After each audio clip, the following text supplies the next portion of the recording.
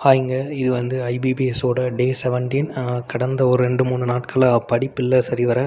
So இன்றைக்காச்சும் கொஞ்சம் start பண்ணலான்னு நினச்சேன். நேற்று வீட்டில் என்ன சொல்லிட்டாங்கன்னா, நாளைக்கு வேலைக்கு ஆள் வராங்க, நாங்கள் கொஞ்சம் கோயிலுக்கு போகிறோம், கொஞ்சம் பார்த்துக்கோடா அப்படின்ட்டாங்க.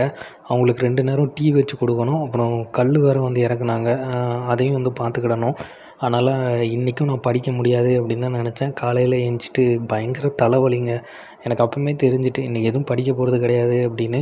பார்த்துட்டு 3 மணிக்கு போயிடுவாங்க, நம்ம அதுக்கடுத்து போய் தூங்கிடுவோம் அப்படின்னு. அவங்களுக்கு 2 நேரம் டீ வச்சு கொடுத்தேன். அப்புறம் எனக்கும் இடையில ஒரு ஜூஸ் போட்டு குடிச்சிக்கிட்டேன். அப்பவும் தலைவலி சரியாகலை. தென் சாப்பாடு வந்து வீட்டில் குழம்பு வச்சுட்டு போயிட்டாங்க.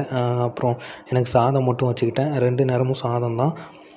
அதுக்கப்புறம் வந்து வேலையெல்லாம் முடிச்சுட்டு அவங்க போகிறதுக்கு வந்து ஒரு 3 மணியை போல் ஆயிடுச்சு. இடையில வந்து கல்லும் இறக்க வந்தாங்க. அவங்களும் கொஞ்சம் காசு கேட்டாங்க. அந்த காசு எல்லாத்தையும் கொடுத்தாச்சு. 3 மணி முடிஞ்சுட்டு அதுக்கப்புறம் நான் கொஞ்ச நேரம் போய் தூங்கினேன். ஒரு 6 மணிக்கு தான் எந்திரிச்சேன். எந்திரிச்சு குளித்து முடிச்சுட்டு இன்றைக்கி வந்து டிஸ்டன்ஸ் அண்ட் டைரக்ஷன் தான் படித்தேன். கொஞ்சம் ஈஸியாக தான் இருந்தது. ஓரளவுக்கு கொஞ்சம் ப்ராக்டிஸும் சம்ஸ் எல்லாம் போட்டு பார்த்தேன். அண்ட் இன்னும் கொஞ்சம் ஃபாஸ்ட்டாக படிக்கணும். ஏன்னா இன்னும் ஒரு மாதமும் ஒரு 15 நாள் தான் இருக்கும். கொஞ்சம் சீக்கிரம் படித்தா தான் நல்லா ப்ராக்டிஸ் பண்ணி பார்க்க முடியும் மார்க்கப்புக்கு.